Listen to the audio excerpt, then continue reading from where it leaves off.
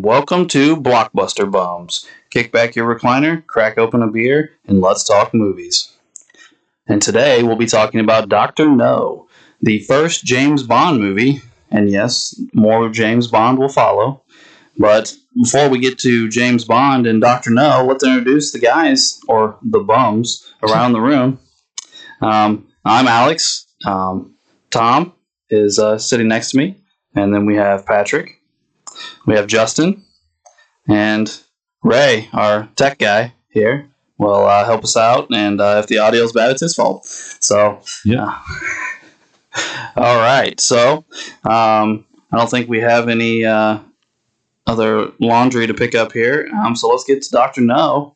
And Patrick is the guy in the group that had never watched any James Bond movies previous to this. What were your thoughts on Dr. No?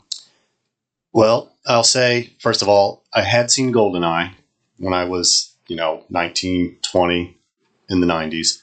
And I liked it, but James Bond, spy, thrillers, just never seemed my thing.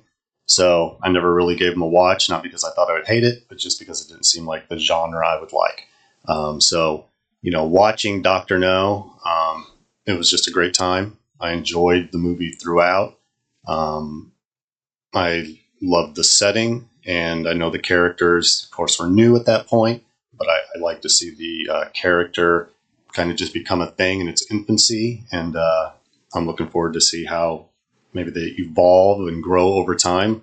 But yeah, it was a great, fun movie. Awesome. I'm glad you liked it as your, I guess, technically second, but kind of first Bond experience. Yeah. So, Tom, what were your thoughts as somebody that has watched the Bond movies before? Oh, dude, I immediately turned into a small child. From the very opening scene, that whole 60s retro color, the music, the way, the intro just kind of took up a good, 5 minutes, it seemed like.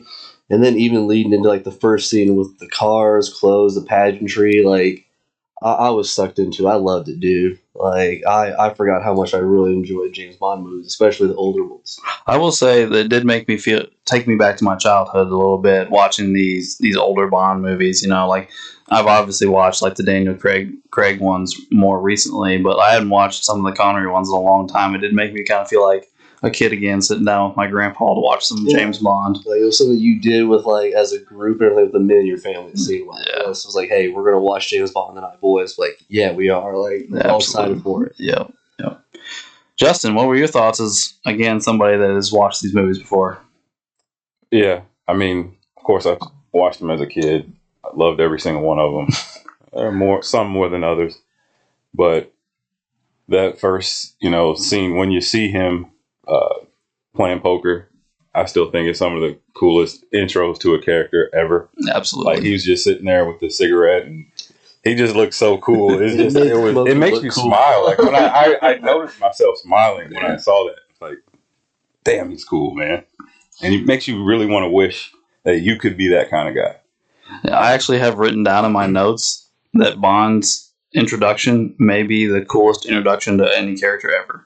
That I can think of in recent history. I think that's the best. It's just the definition of cool should be him being introduced in Dr. No. It's so cool. It's so cool. I know we're using the word cool repeatedly, but it fits. It fits. Yeah. All right, Ray. What were your thoughts again as somebody that has watched these movies before? Well, it was good to get back to realizing that he just didn't have all the tech like he did after these certain amount of films, and it just got outlandish after a certain point. I was glad to get back and realize that it stayed grounded, an actual spy film, and it made it more realistic and relatable that, shit like this could go down, and goes down, and stuff the gadgets that come on later is just stupid shit. And we'll learn that later on, but it was nice to get back into watching the original films, because usually I'm watching the newer ones because, I don't know, sometimes the older ones just don't relate. So it's nice to get back and kind of rewatch. Awesome. So you kind of mentioned the time period there, Ray. Do you think these movies hold up to the test of time?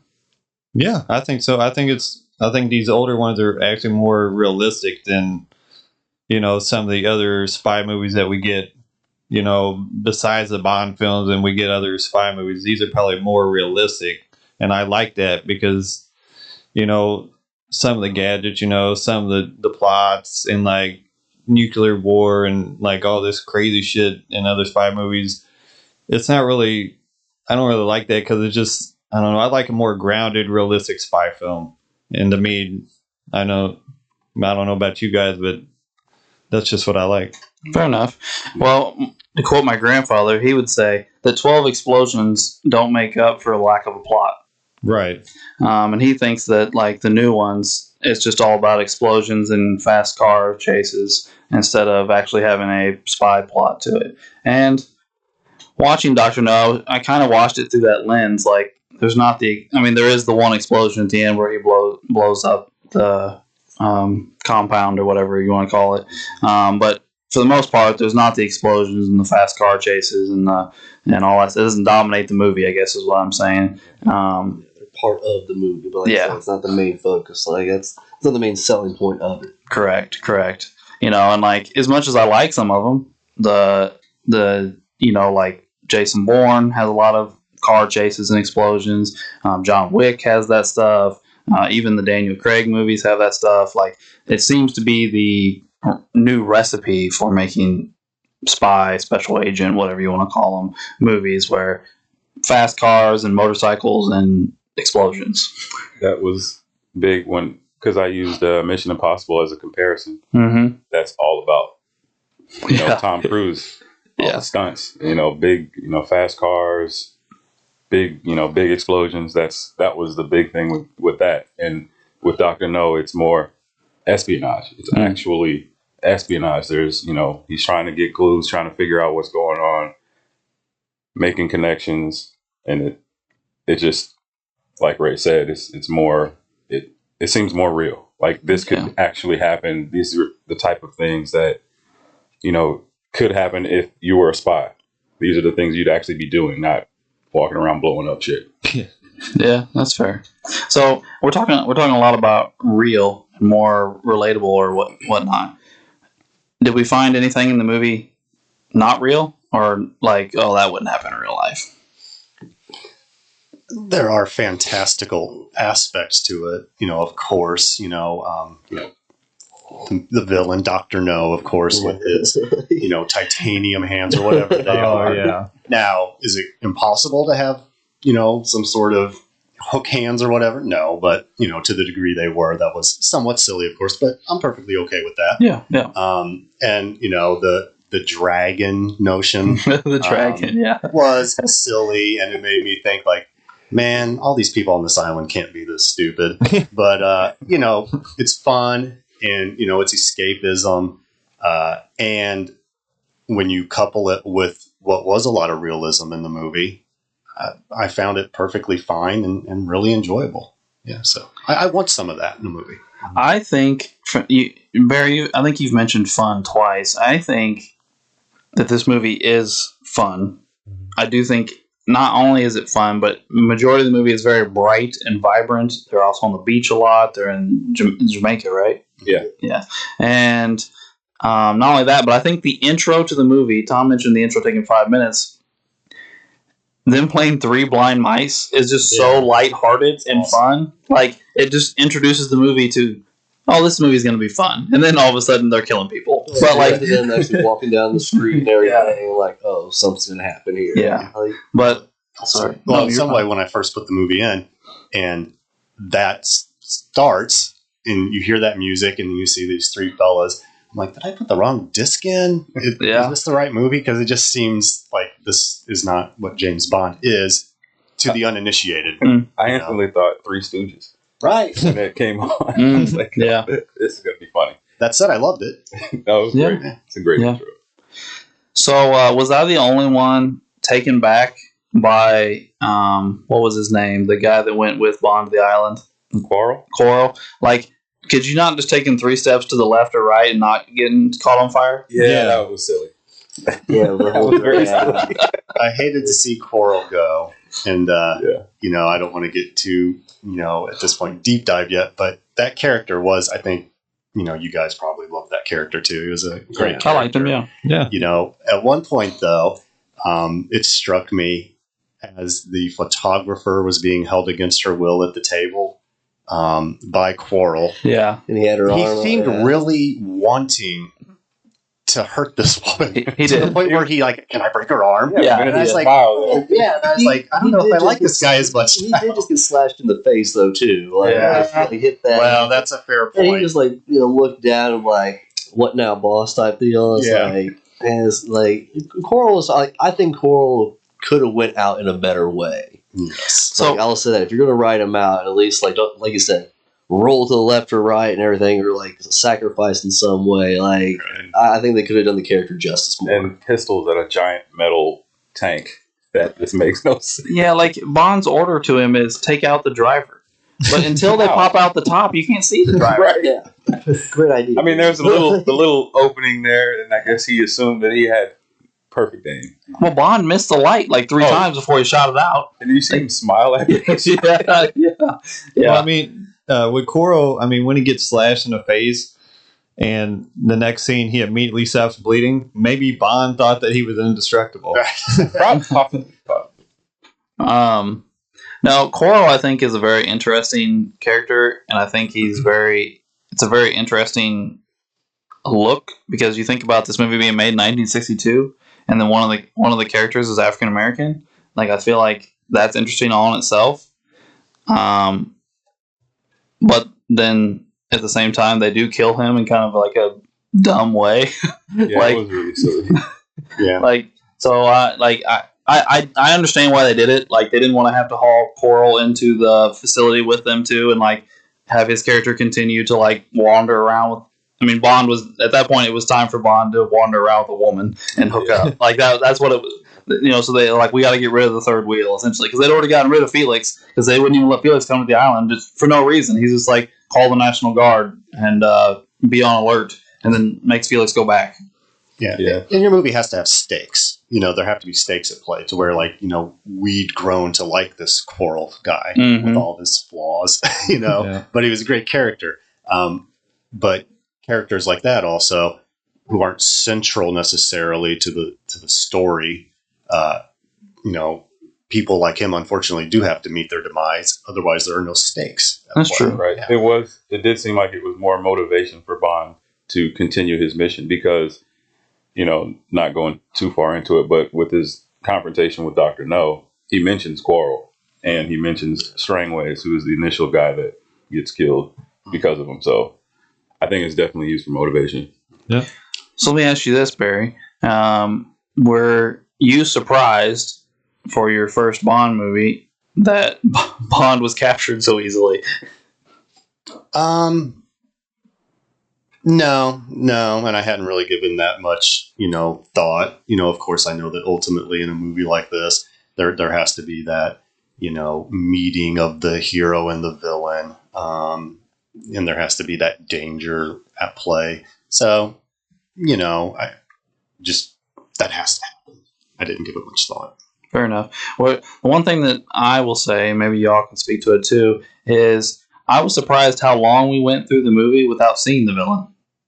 Like, they just spoke about him multiple times, but even when the other henchmen like went to meet with them, we didn't see him. He was just a voice coming out of the wall or something. Yeah. And then it took us to what? Almost like an hour and a half into the movie before we even saw the guy, before we saw Dr. No. Yeah, Dr. No was in the movie as long. Yeah. But I think that's something you see in like older movies. There's that dramatic effect where like, who is the villain? You don't know a lot about them. Like I said, you see all these underlings doing the bidding and all, and then it's like, oh, now that you're actually in my lair, and I could have coup de grace you in your sleep after you drank the coffee and all that. Like it kind of shows like his level of power, where like, I don't need to be seen to actually do what I want to do around here. Like, I rule this island. Yeah. Yeah, true that. So something I thought was, I don't know that Sean Connery is necessarily completely Bond yet in this movie. I don't know that he's completely engrossed himself in the character, but something I thought was very, very Bond was just how nonchalant and almost lazy he was in the build-up to killing the guy in the bedroom. When the guy comes in, like, shoots the pillows because he thinks it's Bond, and then Bond's behind the door. Like, he sets his gun on his lap. He's got the solitaire cards out. He's like lights his own cigarette. Like, the whole time the guy's like trying to inch his gun towards him so he can kill Bond. Like, the whole, like, I don't know, laissez-faire of it was kind of like the most Bond thing in the movie, I thought. Like, because he's just like, he's very confident. He knows, there's no bullets left in that gun. I know you shot all 6. I'm not scared of you. Like, I'm just gonna be cool. And then when the time comes, double tap. There we go. But he was confident that even going up to that place, like, he knew old girl was listening in, and a double agent and all, and he, like, going up there, like, he's like, oh, she's surprised that I even made it, because they had the car scene and all that. Mhm. There's your car explosion and all Yeah, that, really. yeah.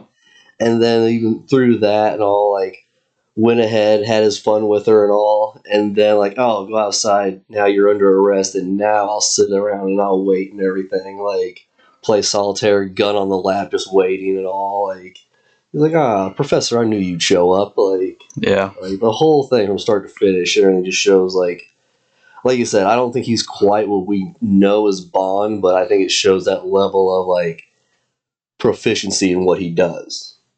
And I think that demonstrated it really well there from start to finish and all that. Yeah. We never, you guys can correct me if I'm wrong, but I'm pretty positive. We never found out what they did with that woman. Like, he just puts her in the car and they drive away, and we never hear or see about it again. Somewhere. Yeah. She's at Guantanamo Bay. Exactly. She's with top men. Yeah. So, can I ask a quick question? Sure. So, and this goes kind of back to overarching question and to do with the beginning of the movie. So, first of all, and maybe it's silly to some people, but I like things like Strangways and his buddies sitting around playing cards at the club, Mm-hmm. having drinks, just kind of showing the lifestyle that's going on there. I think is kind of interesting and draws you into the movie and these characters. So I just wanted to comment on those small things. I like that. And when you mentioned Bond sitting there, being cool, playing his cards, just waiting until things happen, that's awesome. Great scene. But the plot itself, I like the plot just fine, but what do you guys think of the plot with Dr. No's plan? Do you think it's a good plot? Do you think it's interesting? Do you think that maybe we could have done something different? I think the plot is fine. As far as Dr. No's plan, I feel like, and you guys can, again, if I'm trying to speak for everybody, but I feel like us in this room, seeing so many movies from today's age, the plot isn't super, super impressive. But I bet in 1962, that plot was like, holy cow, did somebody actually pull that off? Yeah. Like, it was, in 1962, we didn't have the technology for this stuff. Mhm. But now it's like, wow, okay, he was building a missile, he was doing that. Like, okay, so he was trying to make fusion, like, okay, these types of things. The only thing that we can't do, essentially, that Dr. No did is his hands. Yeah. Well, so but yeah, I think Dr. No's plan was solid. I don't see anything wrong with it, even by today's standards. I just think back in 1962, that was probably, like, fantastic. Like, Well, it speaks to the time too. Yeah, like, the Cold War type thing going on, like the threat of, like, some type of radioactive fallout and all that kind of stuff. Shows, like, the paranoia, even when they got captured, like, washing them through that whole process and all that. Like, I like that part. It's pretty. Yeah, like, I immediately thought of Austin Powers though when he was going through that conveyor belt. I was like, oh god damn it all! Like, just That's where that. yeah, like, so it's yeah. I did read an article about Dr. No the other day, just trying to research a little bit about the movie. I guess in the book, there's a whole bunch of nudity, and they cut it all out. I guess when Honey Rider comes out of the water the first time, her bikini's laying on the beach, and she has to go put it on. Like, she's completely naked. But they wouldn't put that in the movie. I'm assuming because it's 1962 and they didn't do that yet. Yeah. Rated PG or something. So. But there's also when Bond goes into his hotel room, and what's her name? Trench? The brunette girl? Yeah, Sylvia Trench. Yeah. Sylvia Trench. She is actually, in the book, she's actually naked playing golf, not in a t-shirt playing golf. So there was some nudity cut out of the books for the movies. I would have to imagine that for the time. I think Tom kind of alluded to the, early 60s. Even what they did go with, was probably pretty, it's even somewhat suggestive for today's age, of course, but at the time I bet it was almost scandalous, Yeah. So yeah, I took note of that with these women just throwing themselves and engaging in casual sex. Of course, people have always done that sort of thing, but the idea that the American film industry would be like, hey, this is what people do, probably kind of shocking at the time. Yeah, they also said in that same article that bikini sales after this movie for like 3 or 4 months afterwards skyrocketed. Like apparently women just running out and buying 2-piece bikinis because Honey Rider looked hot. It could be a good thing, could be a bad thing in some circumstances. It probably happened with when Bo Derek did 10. I imagine they went up again. Yeah. I mean, that's another iconic, intro for a woman, out on a beach. So you mentioned, and I know we have tons of other things to talk about. So you mentioned Honey Rider, and you mentioned Sylvia Trench. Is that right? Was that her name? Yeah. Beautiful women. Mm-hmm. To my mind, the most beautiful woman in the movie, though, was the photographer. Yes. Just, my goodness. She was very attractive. Yeah. I did not really think about I that. mean, she's very attractive. I don't know that I agree that she's prettier than Honey Rider, but I almost have to say the Asian secretary was up there too. I mean, none of the women in the movie are going to be ugly. No. I mean, that's just not going to happen. Yeah. Yes. I don't know. It's Tara. Yeah. Yeah, I found the photographer character kind of interesting. I still don't know. I assume she had something to do with Dr. No. Am I supposed to have definitely taken that away? I think so. Where she was just trying to get pictures of Connery or Bond and whoever he happened to be with. I assume that was the idea. Although it was never totally clear, and they kind of just let her slide, Yeah. But yeah, I thought that was an interesting little piece where she's at the airport and then she shows up at this other place, and it is. I think we, of course, were supposed to take away like, okay, she's working for No, she's getting information, but it wasn't super clear, and they weren't that concerned about it either. Ultimately, they're just going to get out of here. Well, I mean, they're not that concerned about it because the CIA and MI6 are meeting in a bar. Right. Like, I don't think they're overly concerned about people seeing them together or working together or whatever the case may be, because they're just sitting in a bar drinking and talking about their plans. Like, it's not even like trying to hide. So that was interesting. And the way that an MI6 agent is showing up because of something, and like 4 people are watching him in the airport already. Like, everybody already knows he's in town. They know what flight he's on. They try and kill him the moment he gets in town. First thing and all that. Like, It almost makes me think, then why did they want a picture of him? They were already planning to kill him. That's true. Yeah, that's kind of why I'm, lack of clarity. Although it's probably just one of those silly oversights in a movie, Well, I think that shows that Dr. No had that much control over the island. Like I said, because even when the professor went and visited him, he's like, oh, like, our plans failed. It's like, no, your plans failed and all that. It's like, he's telling him stuff that Dr. No already knows and everything. And he's like, oh, I came here to warn you. Like, warn me. Like, and it's like, it's one of those things to where, like, even his own henchmen don't understand his reach, it seemed like. Because, like you said, obviously this woman, like, was taking pictures of him. And even the driver, when he showed up to Jamaica, like, said he didn't know it was Bond and everything. He just kind of like, he was like there, and Bond had to call, like, you didn't send for a car, right? Like, so it's like from the start and everything, when you step foot on the island, like, Dr. No kind of had it out for him and everything. It's like, all right, they're going to send an agent. We may not know who it is, but we know a name. Like, let's go ahead and off him as quick as we can. Like, so I think that just, like, showed his reach without actually showing who the character is yet. I bet, I don't think it's something that, like, in current day, I don't think it's like, holy cow, I can't believe that happened. But I bet in 1962, like, the cyanide cigarette was probably cool. Yeah. Like, I mean, like, he was just like, can I have a smoke?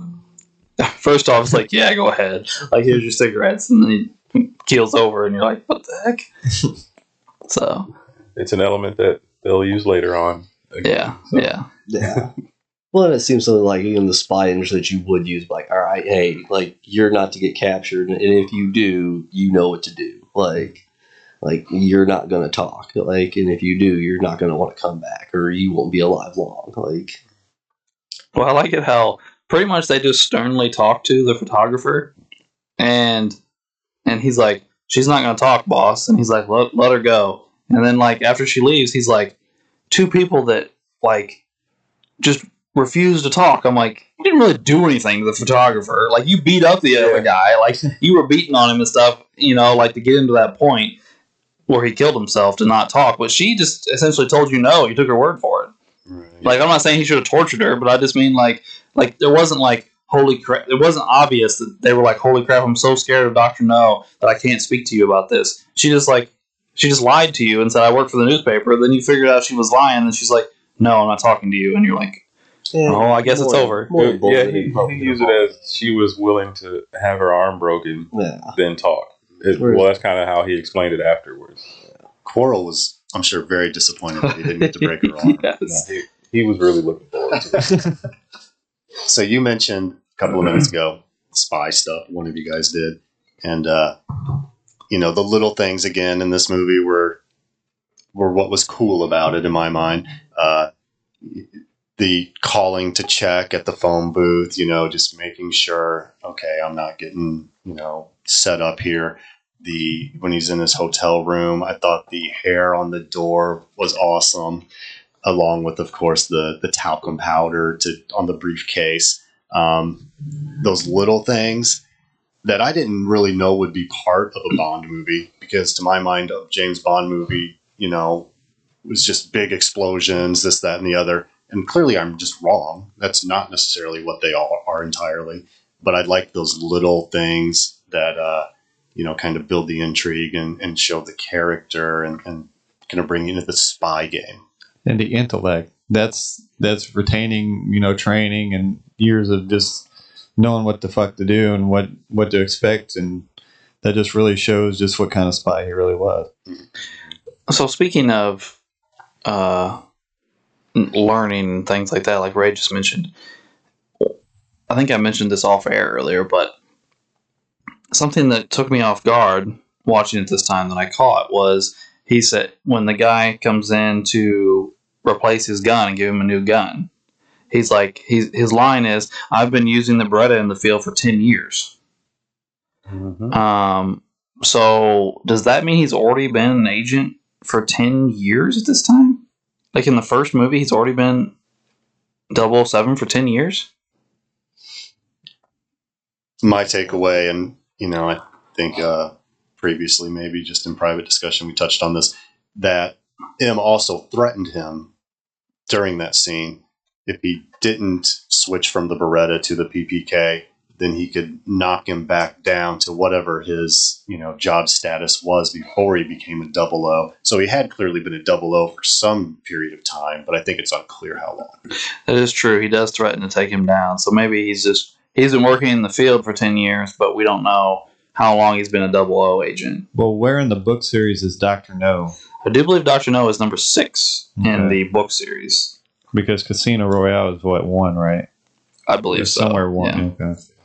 We should probably know that before we. So I mean, so technically, they started off out of order. Movie sequence there. Yeah. Another gun fact, nice little tidbit.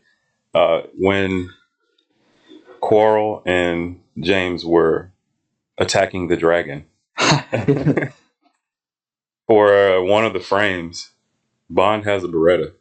Oh, really? And Does it he? switches back in the next frame when Quarrel is attacked. Well, Quarrel is shooting, and then it switches back, and he has the PPK. Yeah. That's interesting. Wonder why that happened. Well, he best not let M find out. Well, it was taken from him. Yeah, M kept it. That Yeah. was just a, you know. Bad equipment manager. So I don't think I'm telling you any big secrets here, Barry. But M is a recurring character. So after watching him for one movie, what did you have any thoughts on M? Nothing grand. I mean, I like the idea that Bond, of course, has to answer to somebody. Mm-hmm. So as cool as he is and sophisticated as he is, he still gets put in his place. Yeah. and kind of has to take shit, for lack of better words, maybe. I thought the character was fine, and I do like that dynamic. Mm-hmm. How do you like his collection of pipes?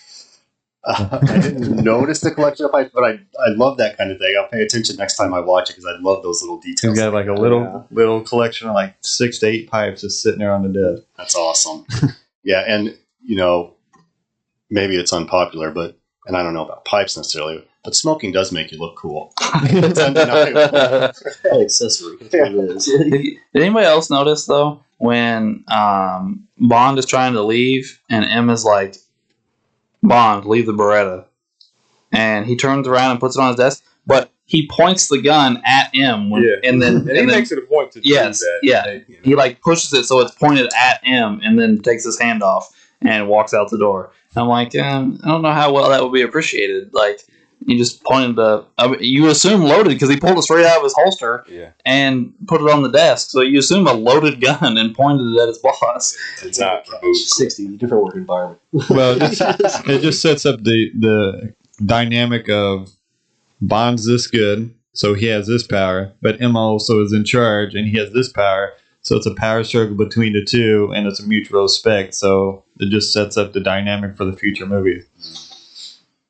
Yeah, I think you're right. I think there is a little bit of a power struggle there because I think you can tell it even in this very first movie because the difference in Bond's actions when he's in M's office and when he's in Moneypenny's office. Oh, money! Like he just turns into a completely different person depending on which office he's in. But I think there's this. Well, I'm the number one agent. I'm the shit. Yeah. But at the same time, M gets to tell me what to do and order me around. I just have to take it. Like there's a weirdness to it, to their relationship. Mm-hmm. Yeah. I'd say it's like, M's the only one he does ultimately answer to. Yeah.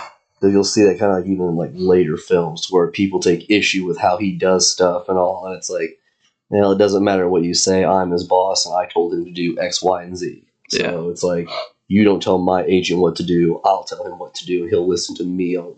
Right. I mean, like in reality, even when Bond is in America, like essentially he's like almost in America when he's in Jamaica. Like he doesn't answer to the CIA. The CIA is like, we should do this, and then he's like, no. Like even though it's kind of on their home turf, like you'd expect that if they were in Britain or something, but like. Even in, their own turf, he's just like, well, then at the end of the movie, he's kind of giving Felix orders. You do this, I'm going to go do all the other stuff. Like, and Felix just listens. Like, I mean, obviously, you could tell there's not really a whole lot of backstory here with their relationship, but Bond's reputation has preceded him because Felix knew who he was already. And ultimately, they're just equals, right? Yeah. He's a CIA agent. He's an MI6 agent. So, and the character's not, developed much in the movie, Mm-hmm. Felix. But he's fine, and he's kind of interesting, It's a silly thing, but pretty sure that he was wearing lady sunglasses. I looked at it, I'm like, that's something my wife would wear. But they look cool on him, so. You can pull it off, like. No, I think when they're in Jamaica, Felix. Well, first off, like Felix for the first part of the movie is like watching Bond, but at the same time, I feel like he sticks out like a sore thumb while he's watching Bond. So I don't know how how Bond doesn't notice. He's tall. He's wearing a suit, obviously staring at him. It's just that awkward white guy in Jamaica. That's what. If you didn't know who that was, you would think that's also someone wanting to kill Bond. Yeah. Mm-hmm. You're like, and then at the same time, why doesn't Bond recognize this dude sticking out like a sore thumb? Or maybe he did.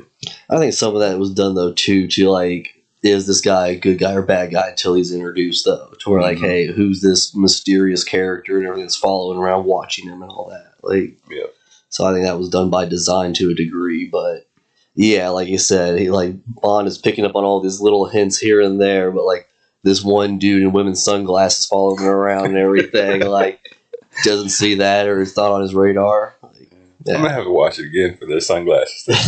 Yeah, I didn't pick up on that This either. Felix fella is a real trendsetter. Well, guys, I kind of touched on the things I want to talk about. Does anybody else have anything else before we wrap up this part? Yeah. What do you guys think of that stupid spider tactic in the bedroom, in the hotel room? I thought it was funny. Yeah, like I mean, you see it played out in other movies like later on and stuff. But I mean, I think that Doctor No could have done better. Like it was. Yeah, Like, it was so He lazy. was kind of proud of himself when he gave the spider to the guy. It's like the guy's like holding it out and everything and whatnot, and it's like even the professor looked all terrified of it and stuff, and it's like, come on It's now, so small, like I'm yeah. glad you brought this up, Ray, because I loved it. And it started in that room. It was clearly just, it was a set, but it was cool with the grate up above it, and the way the lighting was. And it was just a big empty room with a chair, a single chair in it. And so the professor was made to go sit in that chair. And I don't know that the chair was particularly small or anything, but the way the professor was sitting in it, he looked like a child just waiting to be to get in Chastised. trouble. Yeah, I called to the principal's office. And messed up. And that's ultimately what happened. And I Yeah. thought that was a great scene. And of course, that's when he's given the spider to Yeah. do the dirty deed. And it is a little silly. I can't disagree. But, to some people, and maybe, 60 years ago, people were less aware of, well, this spider is just that. It's not poisonous or whatever. So I can suspend my disbelief. I loved the scene in the bed because he looked completely terrified. He did. And Yeah, I mean, yeah. Like, and I loved the music that went along with the smashing. It was all over the top, and I can understand why people wouldn't like it, but I loved it. Okay. Oh, it was all fun. It was yeah. good. Well, Definitely good fun. it's another thing that like Bond gets away from just based on pure luck. Yeah. The spider decided not to bite him, just and went up to this, the pillow. and it walked off of him onto the pillow, so we had an opportunity to jump up. Yeah. Like it was just dumb luck because he's James Bond. I think James Bond just gets away with things that some humans wouldn't, or most humans wouldn't. No, I think what you talked about, like the music that goes along with the actions of the movie, is something that I really love. Because it's one to where you almost don't even have to be watching the screen. You could just hear the music and know like what mood to really be feeling and all that. No, Like when you're watching like old Disney cartoons or something, to where like, all right, like I know what emotion is being evoked right now, and all that. Like, and then you see the action that goes along with it, and it just drives it home like audibly and visually. not just that, but this is a real score. This isn't pre-recorded stuff like we have in today's movies. Like this is like a band or orchestra or something playing this music. You pay people to do this. Yeah. Like, it was a production at all. Mm-hmm. Or even talk about the cinematography when they first go to the island and everything with Dr. No and all that, where you're with the whole character watching them down that long dock and watching them walk back up it all the way through. Like it's like you're with the character through their entire journey. There's no real cut scenes that it is now, to where it's like boom, boom, boom, and all that. Yeah, the car rides, the boat rides, the walking are all really long periods. The whole journey of these characters and all that, and it seems like I feel like you're more invested when you actually sit down and watch it, rather than like it. It almost seems like newer movies, like you said, there's so many cutscenes that it's like it shortens the attention span. I'm not saying they shouldn't have done it, but if they cut those things out, like in a Today type movie, where they cut the boat ride to just a few seconds and they cut to when they show up, same thing with the car ride, same thing with them walking on the dock, all those things. How much time do you think they would have cut out of this movie? Oh, so much. Yeah, it'd have been quite a bit. But you would have lost so much dramatic effect too, I think. Because like I said, when they're walking, it's like I said, it's almost like he's walking to the principal's office and all that. And then it's this long, dramatic, drawn out scene, and then he has to sit in this giant room with this tiny chair and all that. And it's like, now you're going to get chastised for your mess up. Yeah. The movie did a great job of immersing you, at least me, in the time and place. And I love that. And, I like old movies generally. And what I like about them is that, a lot of times you get kind of a snapshot in time. And you get that here. Yeah. And the movie still, to my mind, holds up as a good piece of entertainment. Of course, it doesn't have all the modern technology that would go along with movies today. But mostly I don't care about that stuff. It does such a great job with the music. with the cinematography, the set pieces, and just putting it all together. And it does make you just feel like I'm hanging out in Jamaica with some cool people at a cool time. And I love that. I think that's how it was back in the day, because unlike today where you can make $1 billion off a couple movies and then have a shitty one, these were risks. You had to put 110 in these movies in order to make money. So you had to have it down to the penny. Production, everything set up. Because if not, you're losing money and your studio were probably going to fail. So you had to go 110 to get this movie done. Well, they originally cast Cary Grant to play Bond instead of Sean Connery. And his original asking price for his salary was more than the entire production price of the movie. Yeah. That just won't do. No. And I guess they have eventually decided that Cary Grant was too old to play Bond anyway. At that point. Also, a couple other interesting facts that I read on that, all from the same article I read that I quoted earlier, that Ian Fleming was very upset when they cast Sean Connery as Bond originally.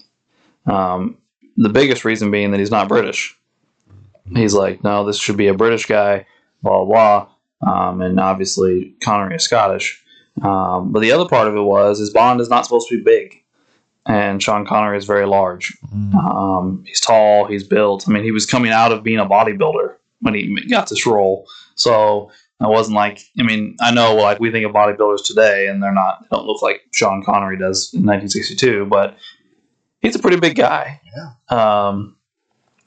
But after watching the movie, Ian Fleming gave his seal of approval. Like, no, Connery did a great job. Did the character justice. Yeah, he did a great job. Now, our last piece of advice, not trying to get to, E-entertainment or anything here, but, and I can't remember her name, but the lady that plays Honey Rider, Ursula Andress, and Sean Connery had a apparently widely publicized affair during this movie, where both their significant others found out. Now, neither one of them were divorced over this, and Sean Connery is was the godparent to her kids after this, which I found really odd. After you have an affair with a man, like your husband agrees to make him godfather. That's kind of weird. Yeah. She would talk about it in other interviews, how whenever he was in Switzerland, he always visited her, and I guess that. And the reason he called off the affair was because his actual wife, who was also an actress, I can't remember her name, got pregnant. So he was like, "Hey, I've got my wife's pregnant. I gotta knock this off." Which I guess is if he chose to be the father. Yeah, I see it. So Connery was like method acting. Yeah. There you go. I'm not trying to make light of having an affair on your wife or your husband, but It's been 60 years. We can laugh about Connery's hijinks. I said this. I think I said to Justin yesterday. I don't know how these actors and actresses do all these sex scenes together and don't act like they're not attracted to each other. I mean, you're talking about beautiful people rolling around naked. Kissing and all these things together. Like, how are you gonna act like? Well, obviously, she's not attractive. She's ugly. You like. I don't know. Like, well, he didn't. So hence the whole affair thing, right? Like what Ray was saying, like you spend so much time around people and everything. Like back then, it took so long to shoot a movie. Like, imagine how much time they had to spend together and all that, just on and off set in general. Like, I mean, yeah, there's bound to be some attraction at some level. Fair enough. Yeah, you can only act like you're attracted to someone for so long before it starts to. Or at what point does acting veer into real life? Like you said, it's like, yeah. Fair enough. Well, before we move on to our next topic, does anybody else have anything else they want to run by real quick? Well, I guess I'll just ask. I know Ray mentioned that he didn't like the spider scene. Fair. Is there anything, any particular scenes, anything that you guys noticed that you're like, I wish that wasn't in there, that bothered you, that you just didn't like? I wished wasn't in there. I don't think there was anything that I wished wasn't in the movie. Yeah, for myself, of course, I think that, like with any piece of entertainment or movie, there's going to be, the highs and lows and dips in perhaps how highly entertaining something is. But there is nothing in this movie that I was, felt dragged or was just dumb. I guess the only thing that I do wish wouldn't have gone down like it did was Dr. No's death. Well, I don't mind how he died. It wasn't very exciting. Yes, that's the problem I had with it. There was a build-up. It was Yeah. anticlimactic. They were just fighting, and he got boiled. It didn't bother me that Sounds better than it actually. It didn't bother me that it took a while to get the Dr. No reveal, to see this man and all that. And I largely liked, although it felt like two different movies, when they were on the island and they were being wined and dined by the man who wanted them dead. Classy. But yeah, it was very classy of him. But he was a great character, but he didn't feel like he was menacing enough when he had the opportunity to go head to head with Bond. And then, of course, he dies after a very brief fight. I just would have liked to have seen something a little different there. But I didn't hate it. I think it played into, at first, Dr. No kind of admired Bond. Because when they had that whole dinner, Dr. No was feeling him out, trying to see if he was, could be recruited into Spectre. It was, and he mentioned it. I think he was kind of testing his intelligence at one point too. I think he knew that they're both intellectual people. Like he mentioned, you're the only one that could appreciate what I'm trying to do here, and I think Dr. No was definitely fishing for him to say, what, screw the MI6. He wanted to have Let's be buddies. Fitted for one of those cool. He was hoping. He was definitely hoping. Yeah. I like Bond's line. Like, I'd really like to be in the revenge department. Yeah. Yeah. It always kind of felt like they might have ran out of time with the fight. Like maybe production went over, the budgeting stuff, and they just had to cut it short. We have to finish filming today. Yeah, for real. Like, what do we do? Boil him. Now, the way he died, I didn't mind. I thought that was cool, good enough. It just, Bond had him defeated once they started going, kind of mano-a-mano in what, 30, 45 seconds maybe? Yeah. Probably. And they set up the hand thing where he just could probably choke Bond out. Yeah. That's why I kind of felt like I did think he was going to do some kind of damage with those. Well, he crushed a statue with one hand. Yeah. I feel like he could have just grabbed Bond at any part of his body and crushed it. Oh, yeah. Just. Yeah, and again, I don't mean to poo-poo the scene or the ending or anything, but maybe they could have given it a little more care. No, speaking of endings, the ending is funny. Like, they're floating out there out of gas. Felix finds them, is towing them out, and then he starts to hook up and he throws the throws the rope in the water. And he's like, And then Felix just has this grin on his face, like, yeah, typical Bond. The best thing about that scene to me was the way it was shot. Because as Bond has the rope purposefully slipping through his hand, it's kind of there's a shot over his shoulder, and it shows Honey's eye watching it happen. Mm-hmm. And her expression is great, and it's just expressed with her eyes. Yeah, it's great. Mm-hmm. I agree.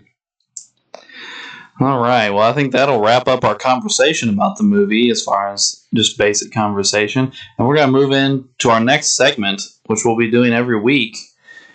We're going to rank some things. Obviously, this week will be very anticlimactic because this is our first movie. But every week, we're going to rank the movies.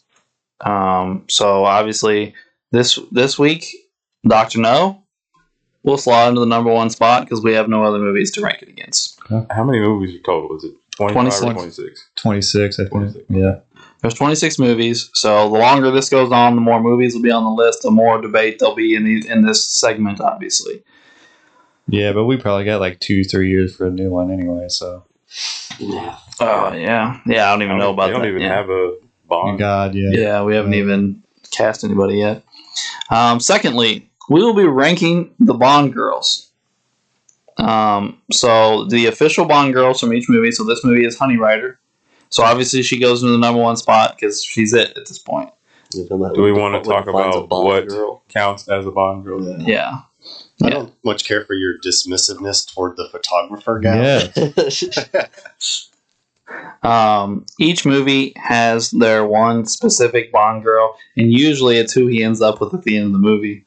A lot of times they kill other people, or they end up bad. He sleeps with women that are part of Spectre or part of other organizations that are not good. Those are not necessarily Bond girls; they're just Bond hookups, I guess. Hey, for Queen and Country. Yeah. He never actually hooks up with the photographer. That's true. So it's just a girl that's in the movie. Mm-hmm. But Honey Rider is the one that falls into the Bond girl category for this movie. So she will be our number one heading into next week. But the last thing we do is we're going to keep track of 007's body count in these movies. Yes. Before we do that, and you guys can dismiss me quickly if you like, I feel like we need to quickly talk about his time with the lady who was trying to set him up to be murdered by the professor. Mhm. If we could, real quick. So when he drives there, he's being followed, obviously. He knows what's going on. He knows this lady's part of a plan to get him. And despite that, he's James Bond, so he's going to go ahead and have a good time with her. Twice. Yes. You got time to kill.